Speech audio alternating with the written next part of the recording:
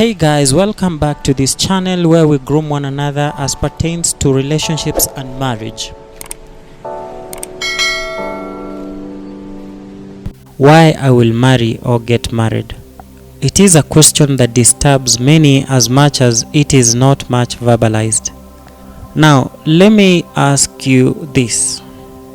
Do you know why you will marry or get married? Come along as we learn together. The two questions you should ask yourself are, what is the value of marriage?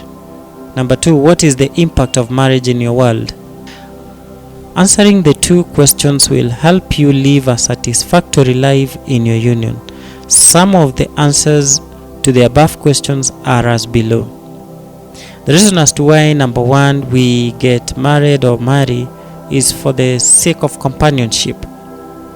We marry or get married because of the uniqueness of our needs. Hence, you get one that fits and satisfies those needs. Number two is sexual expression. Two people of opposite sex come together so to enjoy sex in God-given contexts. Number three is procreation. Marriage is the only recommended and legit avenue for fulfilling the earth with the fruit of your womb. The next one is socio-economic reasons. We have various strengths and weaknesses, and God has created us in such a way that one's weakness is another's strength. You know, two are better than one. So life will be better when the two of you pool physical resources together. The next one is influence other people. Friends, let me tell you that when you get married or get the love of your heart and are doing well in your marriage, you will be an inspiration to many youths who are yet to marry or get married, and even couples who are following your footsteps. The next point is express romantic love. You will have someone you are attracted to and ready to spend and enjoy good and bad times together. Marriage is beautiful, but you won't walk down that aisle without a few nuggets.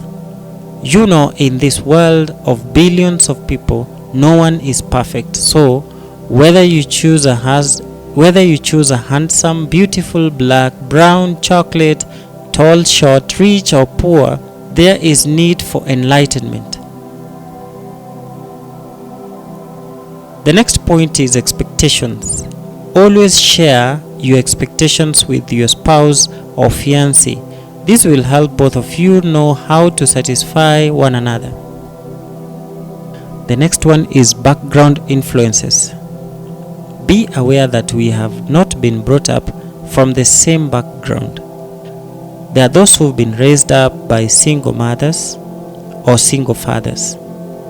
There are those that have been brought up knowing no lack, and those whose parents have struggled to make ends meet, so essentially we won't be the same. Share much information so your partner may know how to meet your expectations.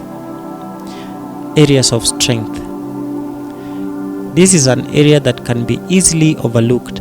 As a couple or couple-to-be, get to know the areas where your partner is best and areas where he or she is challenged.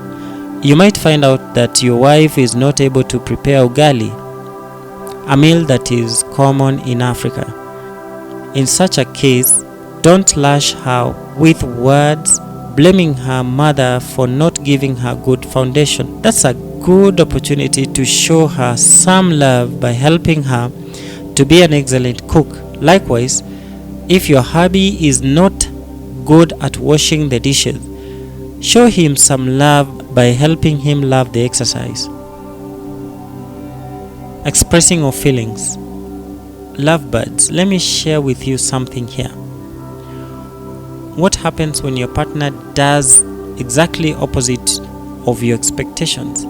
At times, we are the causative agents.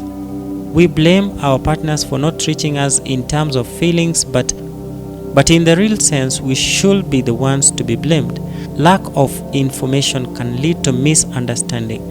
Always develop a culture of talking and expressing your feelings to one another, for it will help a great deal. Now let's look at unrealistic expectations. It's good to have expectations, but there are those expectations that are unrealistic. The first unrealistic expectation is that your spouse will meet all your needs. This is a plain lie. This is only vested in the deity. He is the only one that will meet all our needs, be it small or big.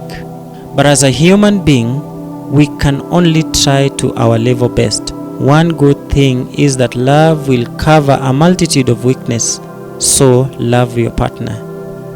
The second unrealistic expectation is that your spouse will know exactly what you need. Always communicate your expectations before and after marriage. Communication is like oxygen in our relationship. If you won't communicate, then you are slowly killing your marriage. The third unrealistic expectation is that you will fix your spouse and their issues.